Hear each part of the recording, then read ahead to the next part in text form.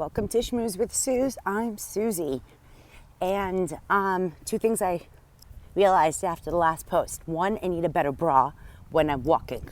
So I'm wearing one. Two,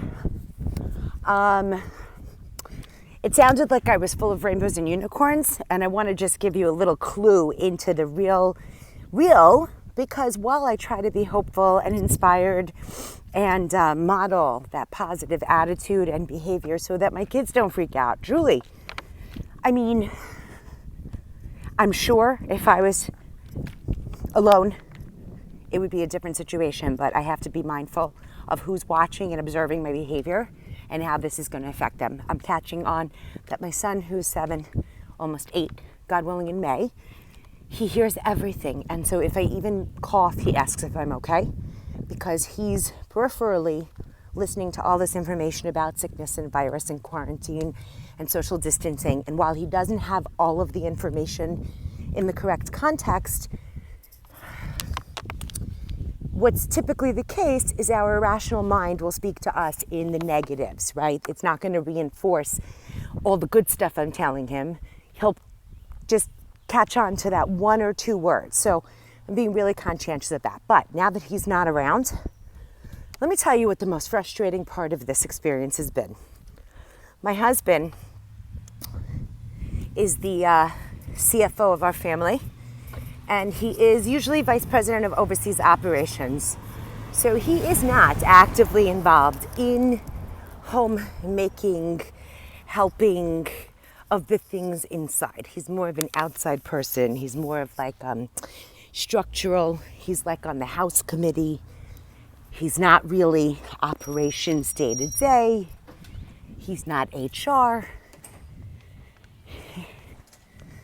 So he's been home since yesterday. I mean, there were other days here and there, but it wasn't for such a consistent period of time because last week he worked every day, a lot. And this week he is not helpful. It's just his singular vision that is very effective in other management types of projects is not exactly designed for preschool and elementary school age children while trying to, let's say, string a fishing pole. So when, kids ask for something in the midst of something else, he tells them no, not now.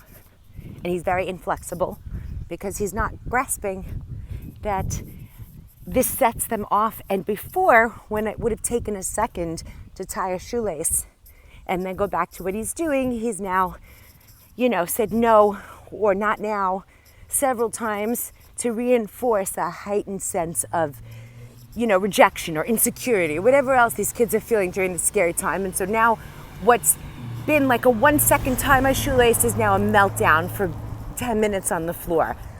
And then it takes more time and energy out of my day. Because when he's not home, I have no expectations of help. When he is home, I still have no expectations of help. But I am so irritated by the snide remarks.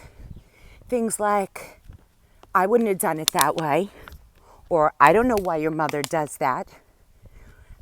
So to go ask your mommy when he's literally right there in the room at that moment, off on vacation, playing on his phone, no care about how dinner's going to get made or how kids are going to get educated, how things are going to get wiped down or cleaned. And they say, go to mommy. That really sets me off.